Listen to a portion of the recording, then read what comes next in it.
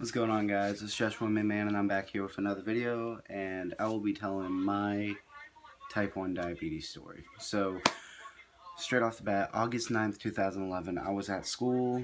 I was not feeling too well, so I asked the teacher at the time if I could go to the restroom.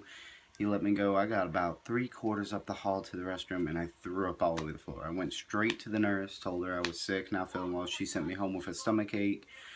My mother at the time, who was a type 2 diabetic, proceeded to check my blood sugar for some ungodly reason, but I appreciated it because it's how we came to the conclusion that we were at. She checked it, and it kept coming up high, which is unreadable. If your blood meter ever comes up high, it cannot read how high your blood sugar is. That is dangerous. So she then took me to the hospital at Cartersville Medical Center. They were unable to do anything. They are probably one of the worst hospitals when it comes to treating a patient of diabetes or any other illness, because they tried to load me up with insulin right away. They didn't know what they were doing. They were just like, let's give this boy insulin. They did not need to be where they were. So they sent me to Scottish Rite Hospital, where I received a drip of insulin, which is, it'll progressively give you insulin until your blood sugar is leveled, and then they can determine what your carb to insulin ratio is, what your ratio should be for correcting high blood sugars. That was a week-long process. I had to go through classes for a week, learn how to become a diabetic. My parents had to learn how to take care of me. It was a very, very big process. Now, the symptoms and stuff that you normally get through diabetes is weight loss, constant thirst, frequent urination, stuff like that, always hungry.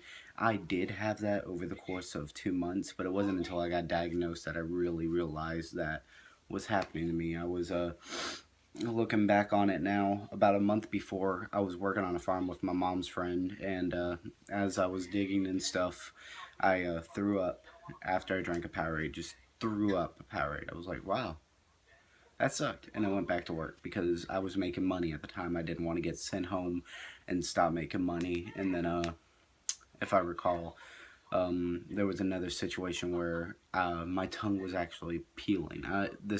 I've seen it one time before in a different diabetic video. Haven't seen it anywhere else. My tongue actually peeled off to where it was raw, and I would try to eat something and it would touch my tongue, and I could not eat the food for the life of me. It would kill me to try to eat it. But I still forced myself to eat food because that's how I was. I lost a lot of weight. At the time, I was an 8th grader and I was 160 pounds. That is a big weight for an 8th grader. I ended up being 110 when I went to the hospital. That was over a 2-month period. Yeah.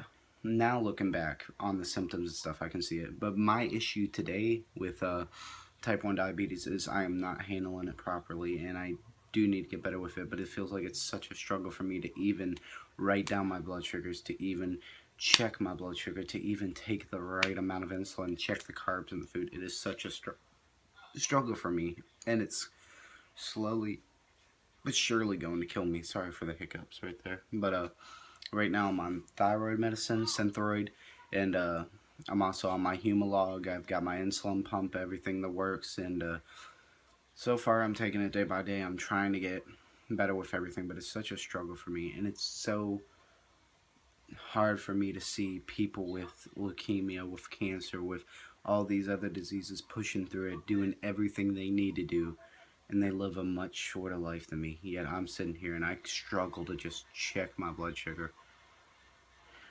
And I'm making my life harder by not doing the simple things that they're doing 10 times more than me. It is such a struggle for me, and it's something I need to get better at. But this is a story I felt like I needed to post because I've been through a lot these past 5 years growing up, becoming diabetic, getting better with it, everything like that. I've been through times where I didn't have insurance. I've been through times where I didn't have any Humalog, or I think I didn't have any Lantus, and I wasn't on the pump at the time, so I didn't have Lantus. All I was taking was Humalog, so I would go without my night medicine. I'm sitting here trying to control 200 blood sugar day by day, and it's really, really hard. And I just want to let anybody out there who is a new diabetic, or anybody who has a diabetic child, or anybody who has a diabetic sibling, it does get better. You need to push yourself. You need to check your blood sugars. Just make sure you're writing them down. Make sure you're keeping up, because you do have a long life ahead of you. You can have a successful life as a type 1 diabetic. I enjoyed all of high school. I participated in marching band all 4 years. I participated on the wrestling team for 2 years. I did enjoy it. I enjoyed high school. It was fun. You can push yourself however far you want to go. Diabetes does not limit you. We've had diabetics play football at our school. It can happen. Just know that this is not a limit on what you can do with your life. This is a test of how far you want to push yourself to succeed.